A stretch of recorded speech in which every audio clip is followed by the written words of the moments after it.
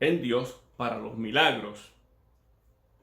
La operación de milagros, que es una intervención sobrenatural activa en el curso ordinario de la naturaleza, y los dones de sanidad, que es un poder sobrenatural para sanar enfermedades. Y por último, tenemos los dones de inspiración.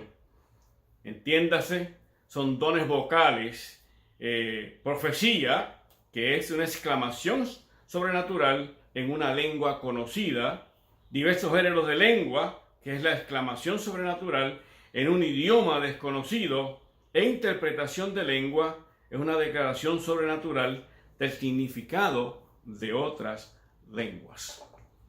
Hay información aquí para estar un mes hablando acerca de esta información, pero yo quiero simplificar todo esto para que podamos nosotros entender.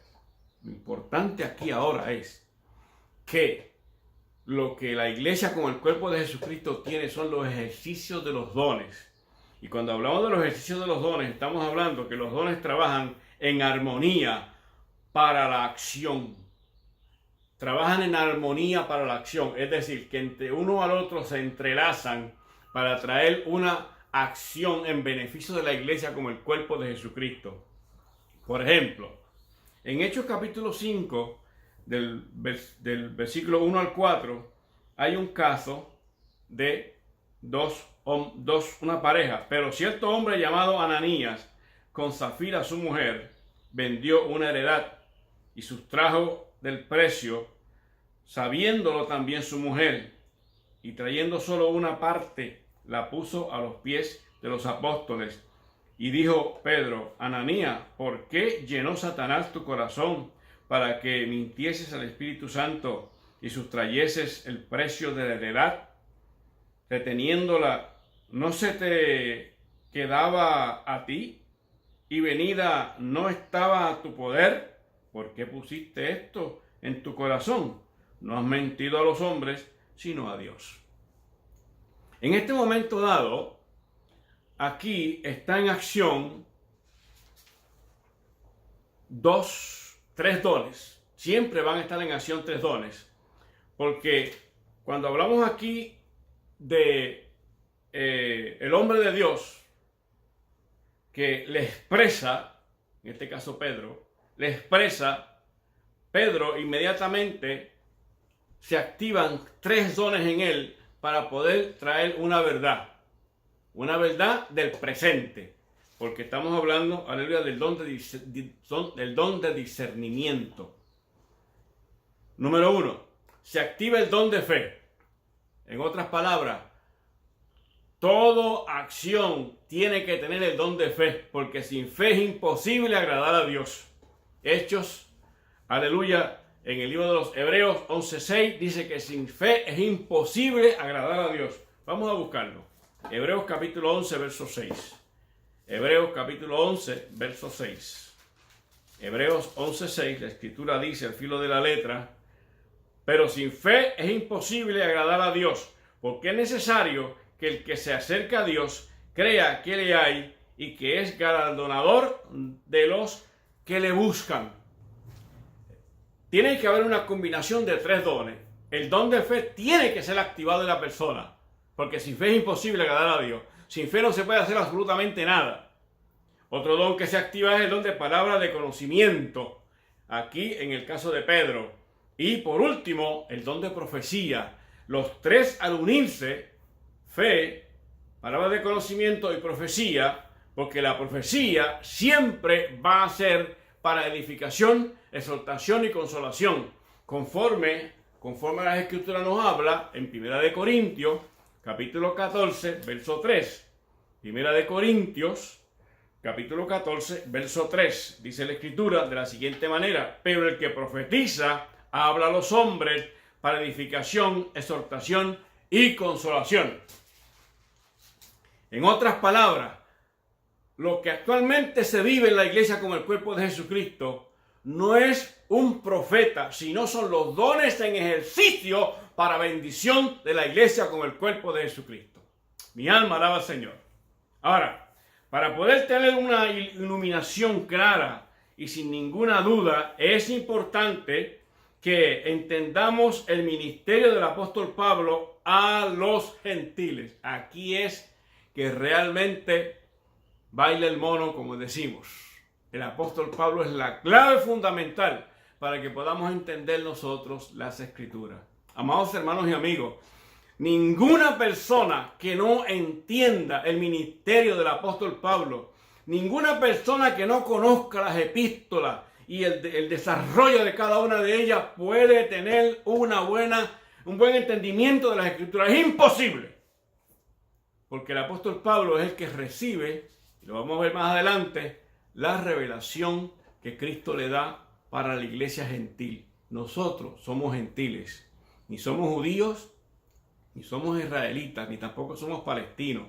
Nosotros somos gentiles. Y el apóstol Pablo fue llamado para eso. ¿Para qué?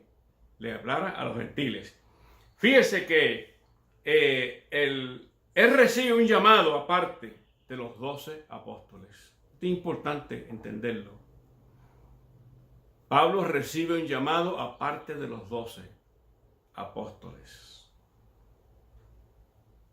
Y dice de la siguiente manera en Hechos capítulo 9, versos 15 y 16. El Señor dijo: ve, porque instrumento escogido me es este para llevar mi nombre en presencia de los gentiles y de reyes y de los hijos de Israel, porque yo le mostraré cuánto le es necesario padecer por mi nombre. Y el Señor le dijo: ve, porque instrumento escogido me es este para llevar mi nombre en presencia de los gentiles, presencia de nosotros. Lo que el apóstol Pablo enseñó hace 2000 años, en el año 60 después de Jesucristo, actualmente tiene la misma fuerza y el mismo poder que en el momento en que él lo dijo. Porque el apóstol Pablo, la enseñanza del apóstol Pablo corren a través de la historia bíblica sin que sean quebrantadas. Por eso es que hay tanta dificultad en el mundo de la fe cristiana, porque se salen de la verdad de lo que el apóstol Pablo le enseñó a la iglesia con el cuerpo de Jesucristo. El apóstol Pablo recibe el evangelio como una revelación, no una tradición recibida por medio de los otros apóstoles. Está importante. Ahora, mire qué interesante.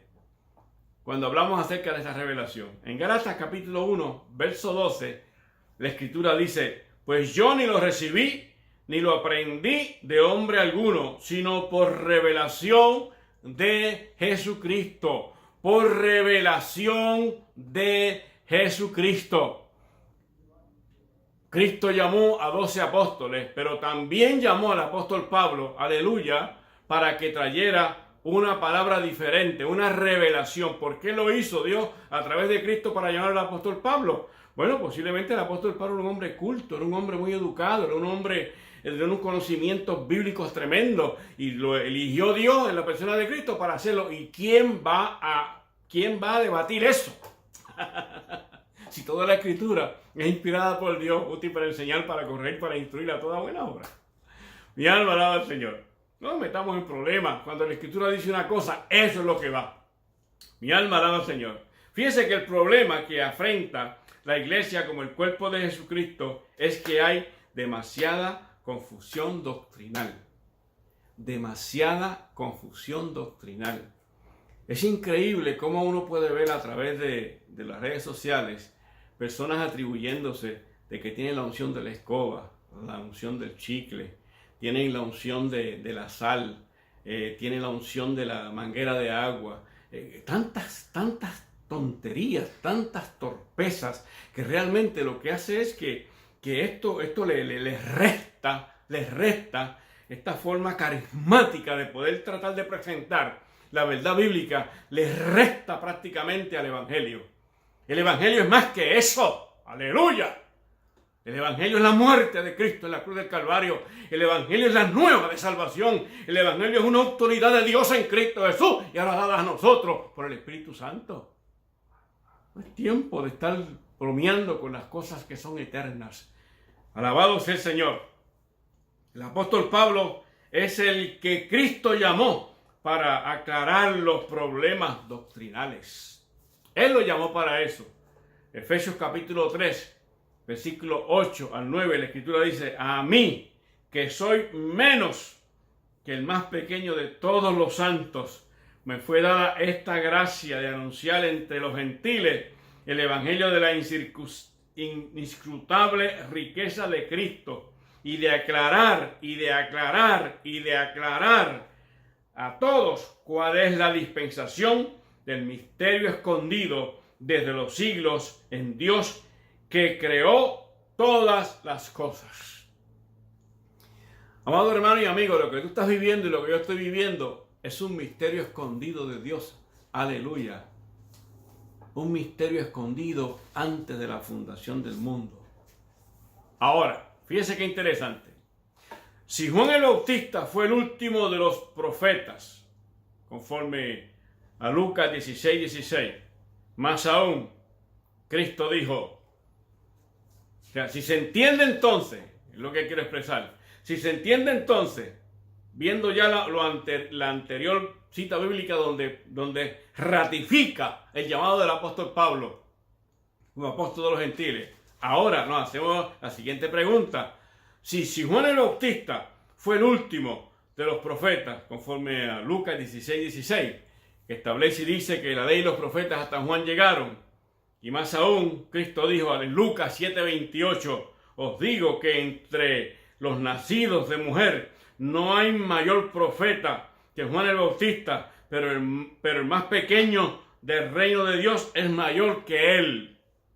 Muy interesante, ¿verdad? Si ya anteriormente ya se había establecido de que los profetas estaban hasta Juan, y lo ratifica Lucas, hablando de este hombre, que no había otro hombre como Juan el Bautista. Esto es muy interesante que lo podamos entender. Ahora bien, el apóstol Pablo, que es el que aclara toda esta confusión, porque es el apóstol Pablo es llamado a ser apóstol de los gentiles, de nosotros. Él aclara esta situación, y en la dispensación del misterio escondido de los siglos en Dios, en ese tiempo, entiéndase que el apóstol Pablo y nadie más tiene esta facultad de aclarar, rectificar, introducir al mundo de la fe en Cristo Jesús. Solo el apóstol Pablo lo puede aclarar, porque los otros apóstoles, aleluya, a ellos no le fue dada la revelación.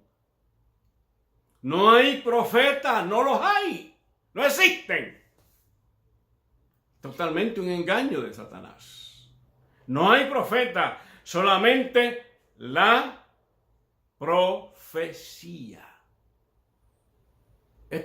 Vamos a explicar esto un poquito. Solamente la profecía. En 1 Corintios, capítulo 14, verso 3, el apóstol Pablo, que es el que aclara y dice de la siguiente manera: pero el que profetiza habla a los hombres para edificación, exhortación y consolación. Exhortación, edificación, exhortación y consolación. Es la combinación de los dones para beneficio de la iglesia. Cuando hablamos de edificación, estamos hablando de fortalecer, de edificar. Nosotros estamos edificados, somos parte de una edificación del cuerpo de Jesucristo. El apóstol Pablo es el arquitecto, es el que construye. El apóstol Pablo es el que da las instrucciones para construir, para edificar en el cuerpo de Jesucristo, que somos nosotros la iglesia. Nosotros somos, aleluya, piedras preciosas, como espiritualmente hablando, donde somos edificados en la iglesia como el cuerpo de Jesucristo. ¿Por qué? Porque esa edificación viene a través del conocimiento que el apóstol Pablo nos da a través de las Escrituras. Exhortación. Cuando hablamos de exhortación estamos hablando de implorar. Estamos trayendo una información para exhortar a las personas de que lo que en el Antiguo Testamento se estaba hablando, ya Cristo lo cumplió en la cruz, y que ahora los profetas hasta Juan llegaron, y que de aquí en adelante la profecía simplemente es para edificación, exhortación y consolación. Y por último, consolación.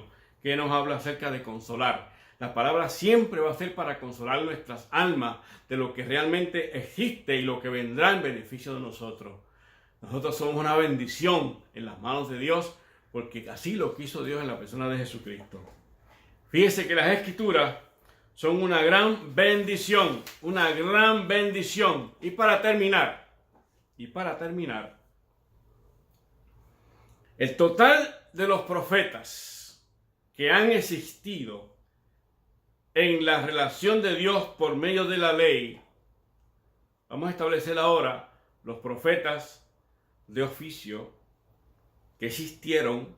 Y estos profetas de oficios, estamos hablando que en la dispensación de la ley, es decir, entre la división del reino de Salomón, entre Jeroboam y Roboam, en esa división, ahí hay un lazo de tiempo donde los profetas le hablan al pueblo de Israel para que vuelvan otra vez a adorar al Dios de Abraham, al Dios de Isaac y Dios de Jacob.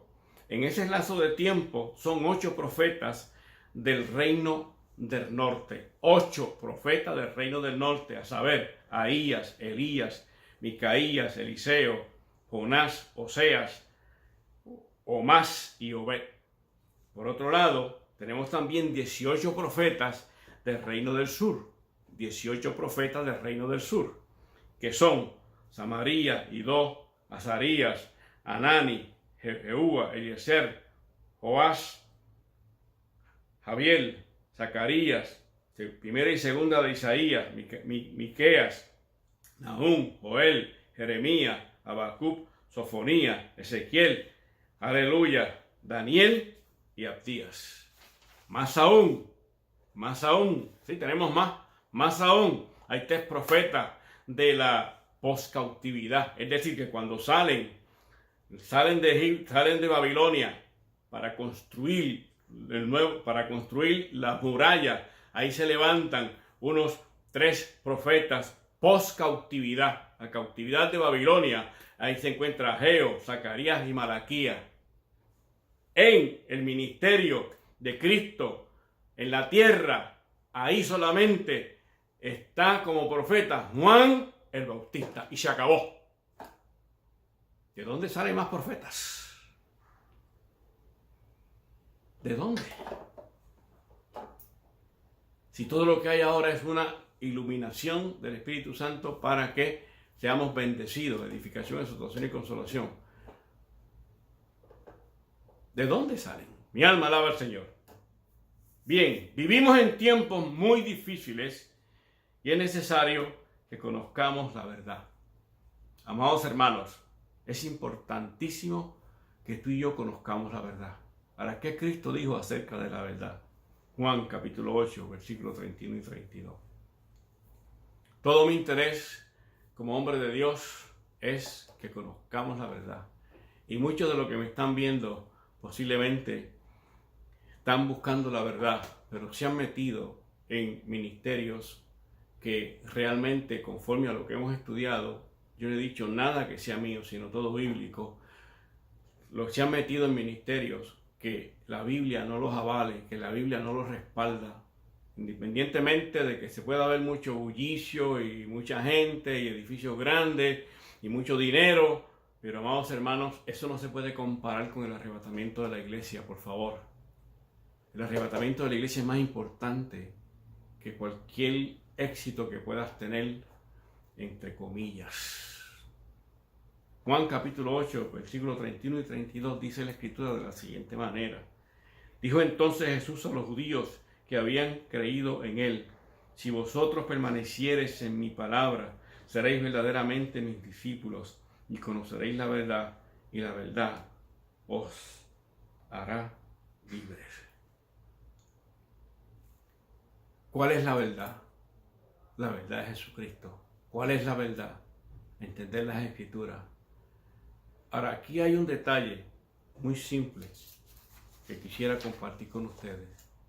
Cuando habla de la verdad, está hablando de creyentes, está hablando de discípulos. Algunos de los que me están viendo son creyentes, pero otros son discípulos. Ahora, cuando realmente somos discípulos, entonces conocemos la verdad. Y cuando conocemos la verdad, amados hermanos, si tenemos que dar la vida por lo que nos consta predicar, estamos dispuestos a hacerlo. ¿Por qué? Porque nosotros dando nuestra vida, inmediatamente de ahí partimos con el Señor. y luego estaremos con Él por toda la eternidad. Ese es el Evangelio. El Evangelio es una bendición, pero estamos en tiempos en que muchas doctrinas e informaciones falsas, engañosas, están opacando realmente lo que Jesucristo hizo en la cruz. Ese es el trabajo de los espíritus engañadores. Amados hermanos y amigos, Dios quiere que nosotros realmente conozcamos la verdad, y una vez que la conozcamos, la verdad nos hará libre. Señor, te doy gracias por este momento en que me has permitido compartir con mis amigos, mis hermanos, a través de las redes sociales. Te pido, Señor, que pongas en el corazón de cada uno de ellos el deseo ardiente de buscarte genuinamente. Y si alguno, Señor, te encuentra en uno de estos lugares donde se promueve que son profetas, Señor, que salgan inmediatamente del lado de ellos, porque son falsos profetas. Los profetas no existen en este tiempo en que estamos. Solamente el ejercicio de los dones en edificación, exhortación y consolación. Guárdanos, Señor, y guarda a todos mis amados hermanos en esta hora. Bendícelos y dale grande bendición a todos. Por Cristo te lo pedimos. Amén. Dios le bendiga y Dios le guarde. Les habló el pastor Israel Gómez y estaré más adelante trayendo otros estudios semejantes a estos de diferentes tipos de doctrina. Que la paz de Dios, el amor de Jesucristo y la comunión del Espíritu Santo esté con todos ustedes. Que la pasen bien.